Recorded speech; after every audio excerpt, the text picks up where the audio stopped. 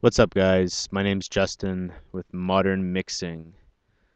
This is a new project that I'm starting. I don't really want to call it a project, but something new that I'm doing and I'm going to be continuing to do. And I'm starting off with really the basics, like what is mixing? And I just wanted to make a disclaimer, before I begin and start this whole process here is that the reason why I'm starting off with the basics of what is mixing is I've come across a lot of people or people I haven't seen in a while, and the usual questions that people ask you, what are you up to, what are you doing, how you been, or whatever. And so you tell them, well, I've been mixing, or I've been doing this, I got some clients, whatever. So then they start asking like, oh, so you're a DJ, or so what, you arrange the songs, and inside you, well, the first time anyways, the first couple of times you hear it, you're kind of insulted. You're like, DJ? You're like, no, I'm like, I mix music. Come on, man, you're supposed to know that. But obviously, most people don't know about it. So I know there are people that have come across this video because most likely because they've probably gotten into the mixing, but they're just looking for some more information. They just, they're stuck or they're trying to get a better sound or whatever they're trying to do. And they're just on the hunt. And I think that's really where it starts and where the addiction comes from. As far as arranging music and DJing and stuff, like, none of that's farther from the truth. I know that mix engineers' jobs can involve some type of arrangement here or there, maybe adding something, or it's not really uncommon to resample drums, drum sounds that people give you. Maybe they're not good sounds, so you have to replace them. But for the most part, a mixer's job is to blend the elements of a song together or the recordings of a song together into one or more channels. I don't really know anybody that mixes strictly for mono nowadays, but you can mix and surround and whatnot. But the most common is the two channels, mixing the two channels, which is also known as stereo. So when I talk about blend, like blend the parts of a song together, it seems pretty vague because it can mean a lot of different things, and that's exactly the best way to describe mixing is, using a lot of different things or a lot of different tools to make all this stuff that's crammed into this little space sound good.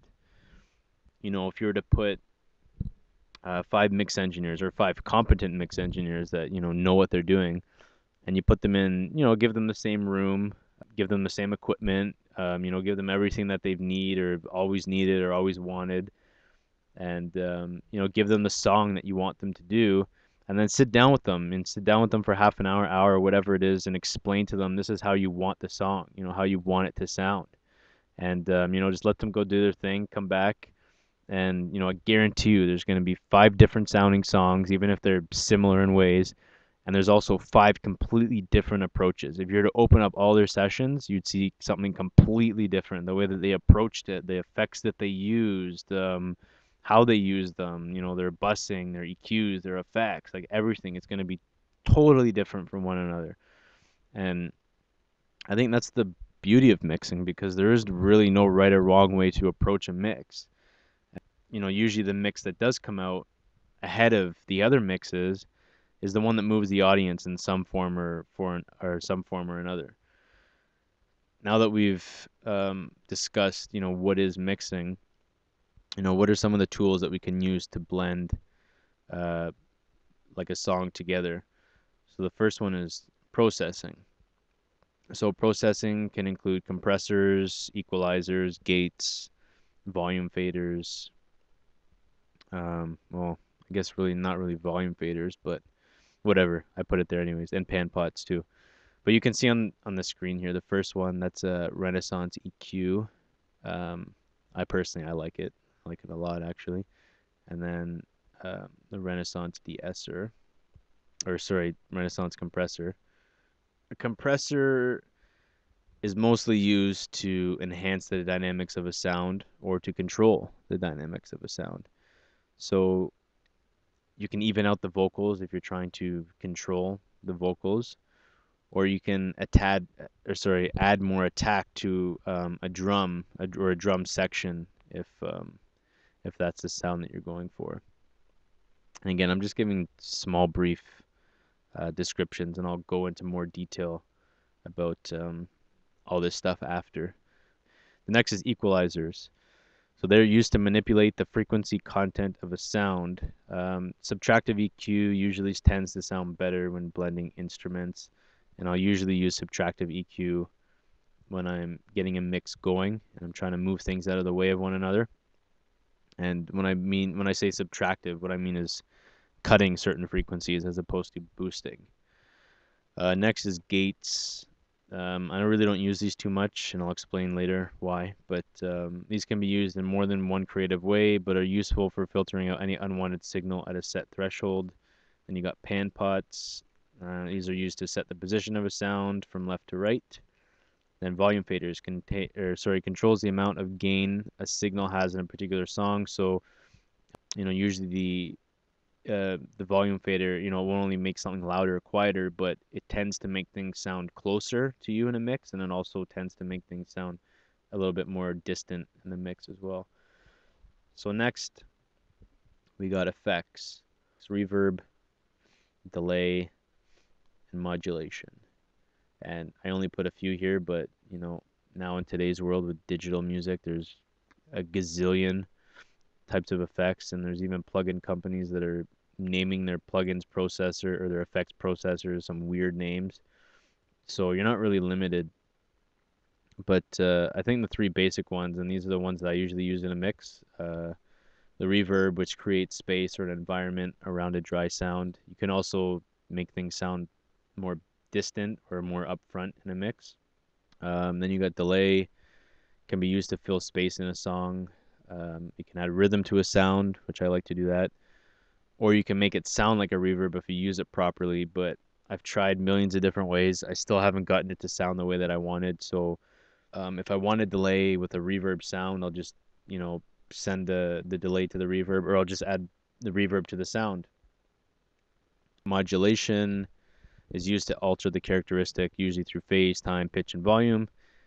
Can make a sound seem less urgent and can also be used to make a sound more exciting.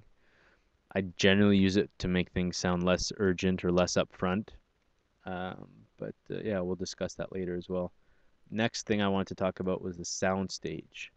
Again, forgive my drawing. I got you can see my mouse here. I got the depth. It's supposed to represent front to back, but it looks kind of like corner to corner. So using the tools that we just talked about, we can create something in mixing known as the soundstage. So if you're to visualize the space between the speakers as literally a stage, then the soundstage is just a visual representation of what we hear. So what are the areas of this soundstage? You got your height, which is which people also refer to as frequency, but um, for the longest time, I'd be listening to mixes and I'd be like, damn, these guys, how do they get like just ridiculous height? Like I'm talking like the vocals are like sky high, or like the snare is just way up there, and it, like you can hear it in the speakers. It's just really high.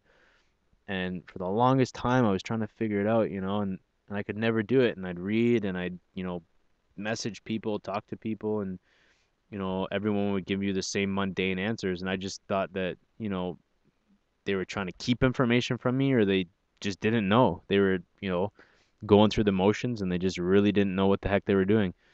So, anyways, I ended up figuring out sort of a way, or at least my way, that you can create height in a mix, and it's not necessarily related to frequency, and sometimes it is, but it's just my way of doing it. And some people might disagree and might, throw me into the fire pit because I say it, but it works for me. I like it. I like the sound of it, and I'm definitely going to be sharing that with you.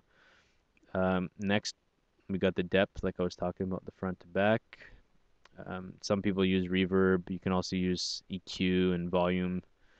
Width, left to right, which is defined as panning, or delays. If you have one sound over here, you can delay and put another sound over here, and that'll give you some width.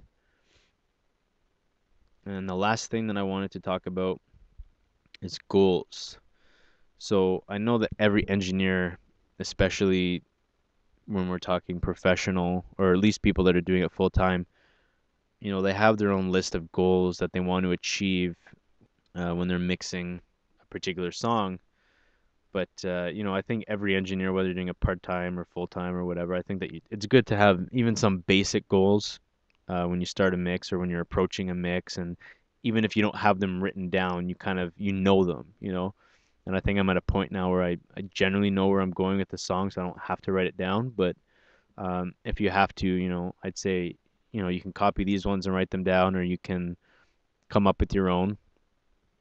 But I'll go through them one by one. So we got set appropriate volumes, so using your faders just to get a decently balanced mix as far as volume's concerned.